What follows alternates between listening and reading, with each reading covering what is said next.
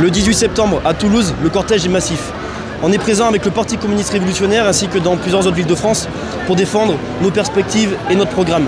Il ne faut pas que ce 18 septembre soit une journée d'action comme les autres. Les journées d'action ponctuelles, aussi massives soient-elles, n'ont jamais réussi à faire plier un gouvernement qui est prêt à tout pour faire passer un budget ultra-austéritaire qui sert à défendre les profits de la grande bourgeoisie. Il faut donc que ce mouvement parvienne à tout bloquer, à paralyser l'économie. Et la seule manière de le faire, c'est de construire des grèves reconductibles dans plusieurs secteurs clés de l'économie. Ce que devrait expliquer la direction confédérale de la CGT et l'intersyndicale.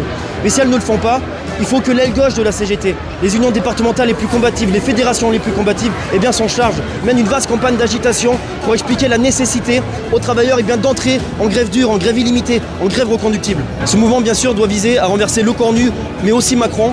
Et enfin, il doit aller encore plus loin. Si le mouvement parvient à tout bloquer dans la durée, il posera la question de qui dirige dans la société. Est-ce que ce sont les travailleurs qui produisent toutes les richesses ou est-ce que c'est la bourgeoisie, cette minorité parasitaire qui vole nos richesses et qui saccage la société?